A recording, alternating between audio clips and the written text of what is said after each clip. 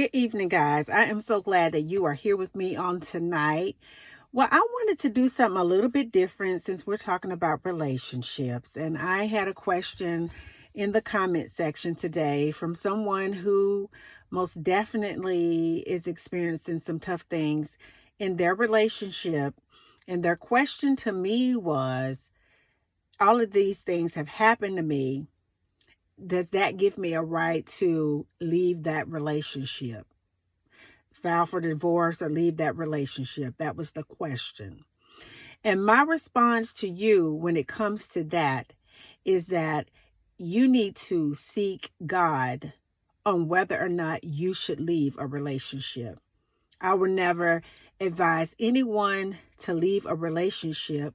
The only way that I would say leave a relationship is if someone is physically putting their hands on you, or they're disturbing you so much mentally that is driving you crazy. Because I know just as well as a lot of people in this community how narcissistic, toxic people operate. They gaslight and they like to really occupy space in your mind to make you think that you are crazy. They love to see you worked up, stressed out. They get a rise. They get enjoyment and fulfillment off of your suffering because it gives them more access to your spirit. That is the only situation that I would advise for you to leave a relationship. But when it comes to something like a marriage, it's very important that you pray about that and you seek God about that. I would never tell anybody to leave your marriage. You have to pray and seek God. I hope I answered your question. You know, it's interesting too, because I've been, like I said, on both sides of this fence. I was married for over 21 years. I've known my husband over half of my life. We were two little kids that was pressured to do something because that's what they wanted us to do. And we were never supposed to really be together. I am so happy for my ex-husband and his new relationship that he is in. He's happy for me. We get along great. That's just what it is. And that worked out great for us. And it takes maturity and really coming to the realization that, whoa, we were thrown into a situation. There's so many dynamics with a relationship. So you have to really pray and seek God and seek the Lord on what is best for you. Because I tell you something, toxic people, dysfunctional people, low vibing people, they love to get their hooks in with somebody that's trying to do the right thing. Some people will totally exhaust you, make you physically sick, and everything else, have you regretting coming home because it's so much hell at your house once you get there. We work all day long.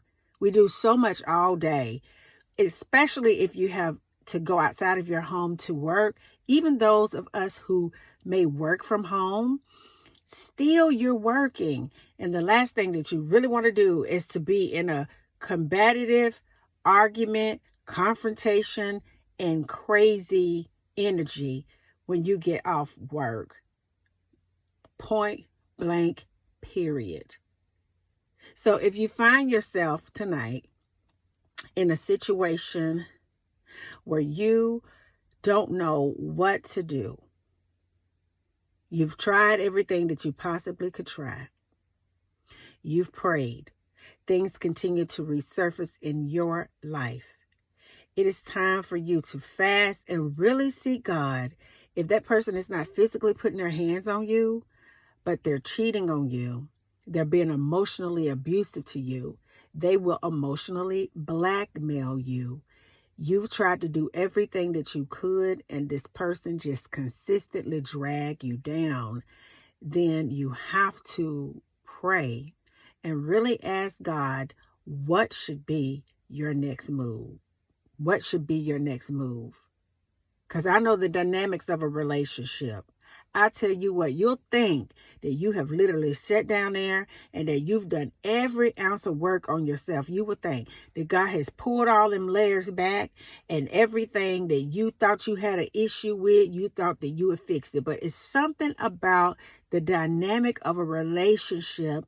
When you are in a relationship with a man or a woman, it's just that intimacy. It just shines a light on cracks that you thought you were healed in those areas, and they will say something or act a certain way, and it may trigger you in the area.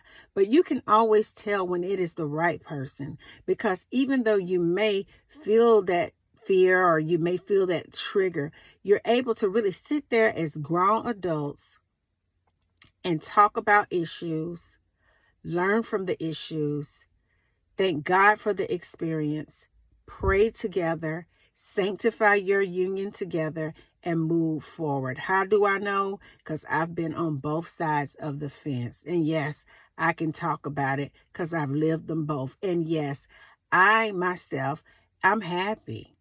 I'm happy where I'm at in my life. And I get, tired. I'm just not going to even talk about it. Shonda, let that go.